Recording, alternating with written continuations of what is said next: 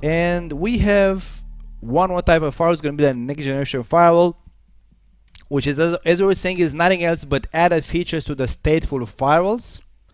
Like, for example, identity-based access, which means that you can configure firewall rules to be based on usernames or security tags, which a regular firewall doesn't support that.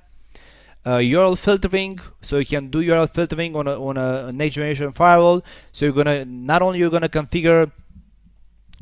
So with URL filtering, you can restrict actually at the HTTP header level which users can access which URLs. It's that simple. It's URL filtering.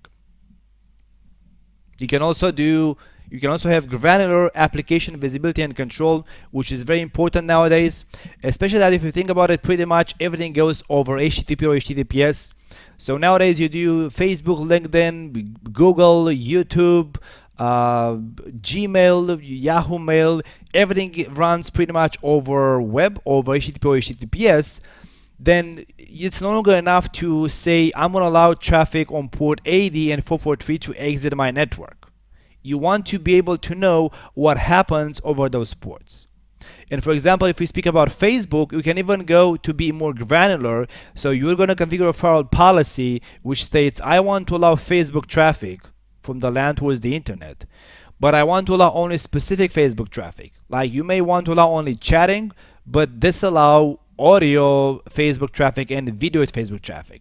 We may disallow users being able to upload documents on a Facebook chat. You can allow them to communicate, so only chat. So not only you have application visibility, you can configure firewall policies based on allow Facebook traffic, allow YouTube traffic, and so on.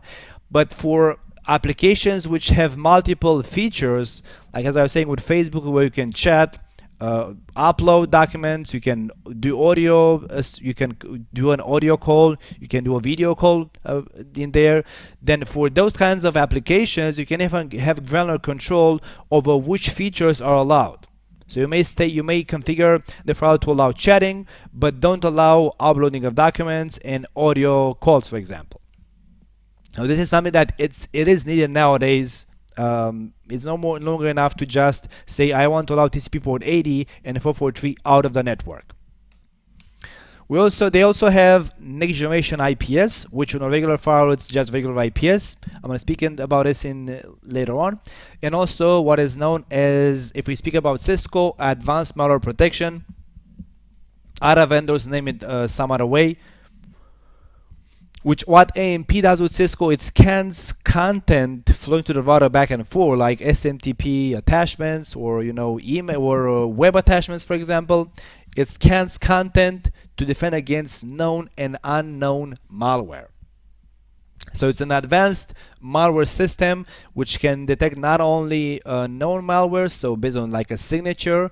It's actually done based on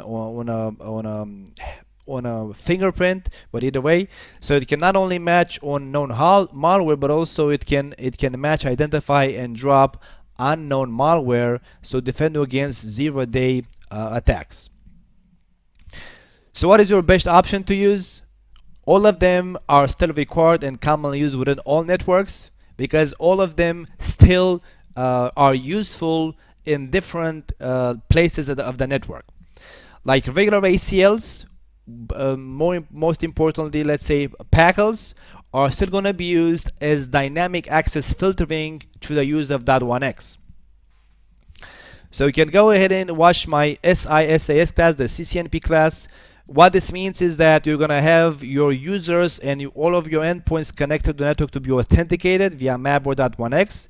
Authentication is going to be done via radius, and then the radius server is going to push to the switch or to the access point an access list, which is going to be applied on a layer 2 port, so a PACL, which is going to control what traffic can the connected endpoint or user send in the network. So still useful. The stateless packet filters are still useful and heavily used. Another option for the ACLs are going to be that, as you're going to see, the stateful firewalls are going to be making use of access list as a basic filtering method. Both stateful firewalls and next generation firewalls are going to be doing that. Those are going to be called oracles at that point. Application layer gateways are used for advanced SMTP and HTTP inspection and traffic control. Everybody uses those. So the SMTP, let's say anti-spam gateway, or for HTTP the web proxy. Everybody has those in the network, like most companies, of course. And they're going to be deployed in the DMZ because of the way it works. Because as you remember, what happens is that the client speaks when a client on the LAN side wants to speak with Google, wants to browse Google, he's going to send a request to the server, to the web proxy in the DMZ, and then the web proxy in the DMZ is going to send a request out to the internet, to Google. So the client never speaks with the destination, with the real server in the end. So because this service has to speak with both the outside world, the internet, and the inside world, the LAN, that's why you're going to put that firewall in the DMZ of your network towards the edge, in one of the DMZs. And then stateful and next generation firewalls are going to be deployed always at network edges, because you want as much control as possible on traffic going back and forward from the internet and to the internet. So why are you going to use stateful or next generation stateful firewalls? Because those provide a rich feature set that's highly required nowadays.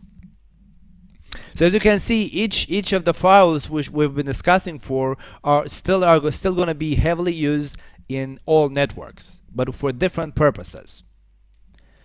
And then if we speak about Cisco stateful firewalls, we have the ASA firewall, which is a dedicated platform. We're going to speak after this session. And then we have the iOS context-based access controller, or CBAC, which is likewise a stateful firewall, but it's a security feature on iOS routers. It is considered obsolete. And we have the iOS zone-based policy firewall, which is a security feature on routers and replaces CBAC. So CBAC and zone-based policy firewall are not, let's say, dedicated firewalls, are just features which are going to be enabled on iOS or iOS 6e routers.